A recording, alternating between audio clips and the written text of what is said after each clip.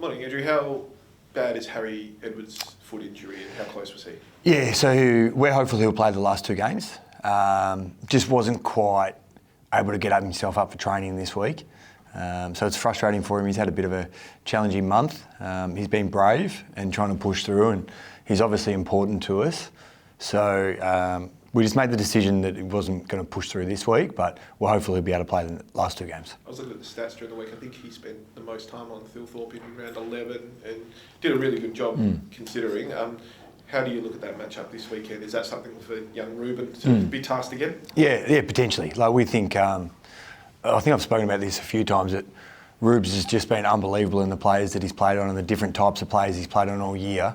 And we have a lot of trust in him to be able to execute those jobs. So, yeah, there's potential that Rubes will do that, and we'll work through with the mix with the rest of it to see what it looks like.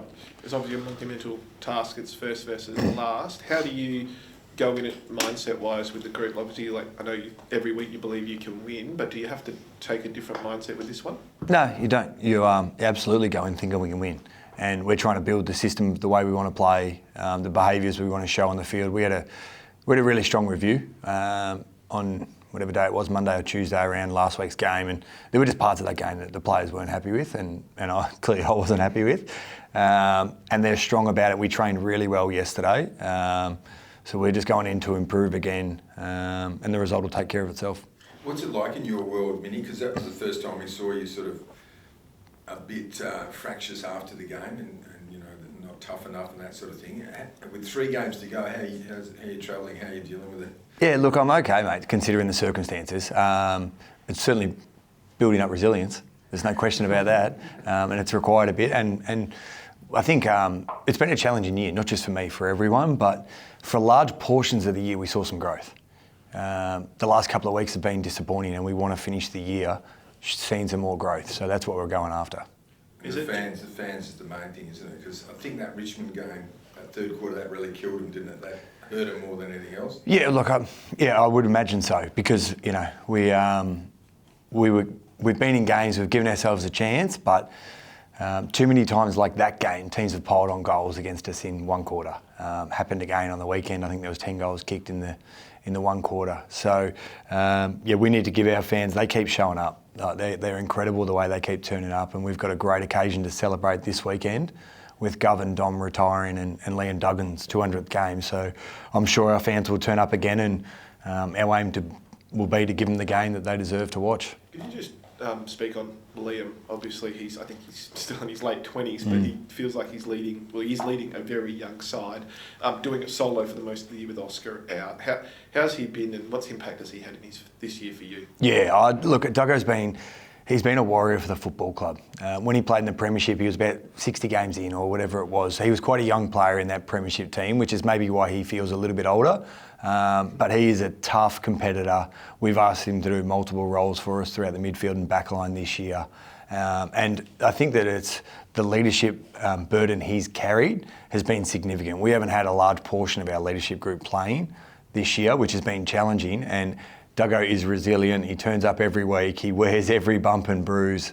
And he's a really proud person of our football club. And we showed a video yesterday from his family and from his career. And he's been a real competitor his whole career, and it's something we want to try and emulate this weekend. The manner in which he goes about it too, though, it could be easy for him to be frustrated and angry, but he seems from the outside anyway to be very level-headed and very calm and very, not placid, but you know what I'm saying? Yeah, look, I do. He is frustrated and angry, though. I think I want to make that really clear for anyone that doesn't understand that. Of course he is. He's super frustrated and angry for our position that we're in, and as captain of the football club, he wears that. But he's also level-headed, mature, well-spoken, and really focused on the process of getting better. So Jack Graham will definitely play, I guess, and would he be keen to make amends, do you think? Look, he's going to play, which is awesome. He's a really important player for our midfield and our football team. We've missed him significantly, so it's great that he's back this week, and I'm sure he'll be keen to play a good game for our team. Just back on Adelaide, how do you try to shut them down? What are the key areas you're trying to gain some ascendancy on this week? Yeah, look, I think the biggest thing with the Crows that stands out is just their willingness to work. They're a huge work rate team, and we showed our players that yesterday, and we have to match them in that space. If you're not willing to work really hard against the Crows, you'll struggle. So they're clearly pretty potent offence, but they're probably an underrated defensive team as well. They're really strong defensively. They work hard. So it's going to be a workman-like game, which we're embracing. Second time that they've rested Tex Walker out of the side. Obviously, it's a relief in one way. Is it kind of a bit insulting, like frustrating for you though from the outside in that they're not bringing him over and bringing their best 22? No, not at all. Like, I don't care what team they bring over. That's their prerogative to choose, and we just match up with whoever we've got. Last time they did it, Jordan Dawson played forward and had a pretty big impact. So not sure what they'll do this week. We'll plan for a few different scenarios, but I don't really care what team they bring over. We'll prepare to compete against anyone. Hopefully back in as well for taking on Riley O'Brien. How did you view his game last week, and then how did you view the matchup against Gone in hindsight now? Yeah, so I thought Flinney competed. Like, it was tough dropping Flinney last week. He hadn't been in bad form. We chose to make a matchup decision last week, and Max is a pretty hard matchup for anyone to get right, so it was a challenge for Bailey and our team. But Flinney went back to the waffle, and as a real leader of our football club, he went about it the right way. He competed really hard. Tough conditions there at the waffle last week in the mud, but Flinney was what we called our identity player. He went about his game the right way. Max was on the radio the other day and he said that he basically gave you a few secrets as to what he doesn't like, and the way Bailey Williams played was exactly how he didn't like it. How handy is it having that inside knowledge from time to time? Well, it didn't work. You can have all the best plans in the world, but you still got to try and stop Max Gawn. So it wasn't just Bailey that didn't stop him. It was the whole team last week, and we fueled Max's game the way we used the ball at times as well. So some things that we learnt out of it, and we'll continue to grow. And back on Jack Graham, how do you feel he's handled this period out of the game, and like what sort of lessons has he learned, and what sort of leadership has he shown through that period? Yeah, so really significant lessons Jack's learnt, clearly, and our whole football club. What Jack did was wrong, but he's learnt that lesson publicly, and very ashamed of his actions, but now it's about growing and what he can do to help going forward. So his job this weekend is to play a really important role for our team. And in terms of his influence this year, how much of an impact has he had? Yeah, I think Jack specifically has had an incredible impact. When you watch him play, and the closer you watch him, you realise how hard Jack works, and he teaches our young mids how to work in AFL football, and that's been critically important for us. Simon Goodwin, do you reach out to him, or how does that work with your coaches? Yeah. That relationship, Yeah, I do. I spoke to Goody via text as it happened. He texted me after the weekend's game and to acknowledge that to stick in there and stick to the process of what we're going after. But I really rate Goody. He was a really influential person on my career. I spent a year with him last year, and he helped me a lot, just see the game differently, think about it differently. He's a terrific coach, great person, and I've got no doubt he'll senior coach a football team again. He might earn himself a little holiday now, and he's got a bit of cash on the side next year to be able to have a nice holiday. But he'll be back in the business before we know it. On coaching Luke Webster departing at season's end after a decade at the club, who are you looking to maybe bring in to support you next year? Yeah, so I won't talk to any of that, but I will reference Webby. He's been an incredible contributor to this football club. For 10 years, he's done a lot of different jobs, and I think to survive 10 years at a football club, you've got to be a great coach and a great person. It's the only way you survive. So Webby is both of those things, and he's made a significant contribution to our football club, so I want to acknowledge him publicly. Is there a reach out to Goody though? Do you say, mate, it's good over here? Yeah, maybe. I don't know if Goody will move over here, but he's someone that's had a big influence on my career. So if he's willing to help, I'd ask the question. Is that the only change you're looking at your coaching department at the moment? Have you gone through that yet? Yeah, just like our playing list, we'll look at everything at the end of the year.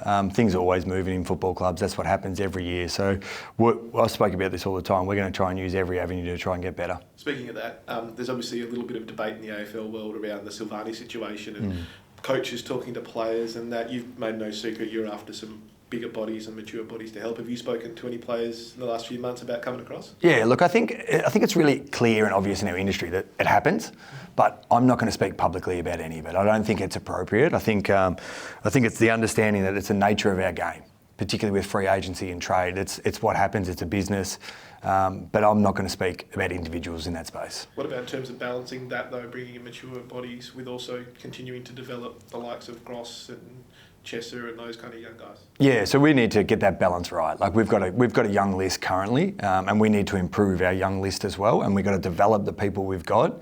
And we'll also use avenues to try and bring in more people that can help. We've clearly got an age profile where we're missing a large portion of that middle age bracket. So where we can, we'll try and keep improving that part as well. Are there any particular sort of areas of the ground that you're looking to bolster? Is it the big-bodied mids? Is it defence forward? Like what are the sort of priorities for you? Yeah, look, it's broad. There is multiple parts of the ground, so it's not just one specific area. We'll look at a few different things. We've got a list management team working their backsides off at the moment. So that's what they're employed to do, and they're doing it. And we're going to try and strengthen our list any way we can. Just touching back on Goodwin, what makes him such a good coach? Probably just his personable personality. He's loved by his players. He cares for people. He's loyal, really hard worker. He's smart. I thought he was a great coach. And what were the biggest things that you learned from him? I think I've spoken about this when I first got the job. Like I learned a system of play at Richmond when I was there, and I kind of learned an opposite system of play that was successful at the D's. So in footy, there's multiple ways to win. There's no one way to win. So I think I just learned a different style. He valued a few different things compared to what we valued at Richmond. For me, my coaching, what happens is you get moulded by the people you're surrounded, and you pinch things from people along the way. So that's what I've done. And a big celebration for the club this week with Sheed and Gov. As a group, how much have you guys reminisced on not only their careers, but that moment in the grand final? And I heard even the oval was painted and things like that. Yeah. Even yesterday at training, everyone had a set shot from where Dom kicked his goal there in 2018 grand final. I actually kicked it pretty well with the boys at the end of training. So that was... Dom might be overreacting how hard that was. No, I shouldn't say that. It was obviously incredible what Dom did in that moment. A little bit of pressure, wasn't there?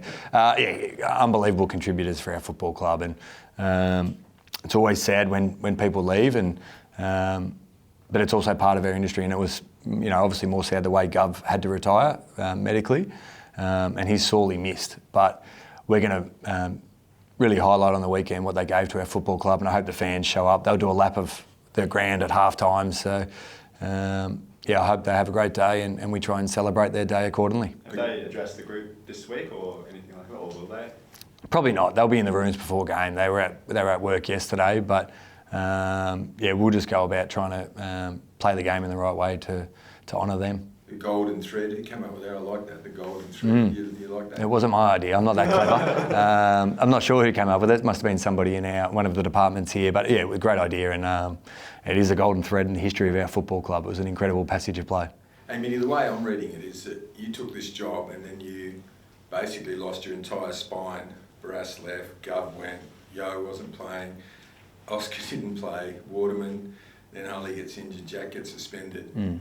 You've had no luck, really, have you? Is that fair to say? Oh, look, it's been challenging, mate. There's no question about that. And I think, we needed everything to go right within the position we're in. And we've had a few things go wrong, but there's always a silver lining.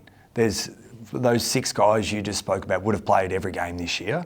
So that means we've been able to get games into 6 other guys that may not have got that opportunity. And in the long run, we'll be better for that. Joby Shanahan might not be playing now. Archer Reid might not have played.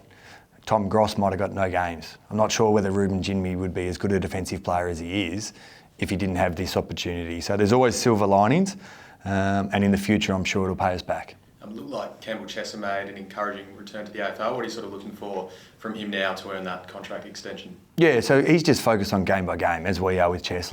He's had such a long period of his football career that he hasn't been able to play. So he's embracing the fact that he just gets to play at the moment. Clearly an unbelievable athlete. We know that about Chess, and I thought he played a great game last week, and look forward to him doing it again this weekend.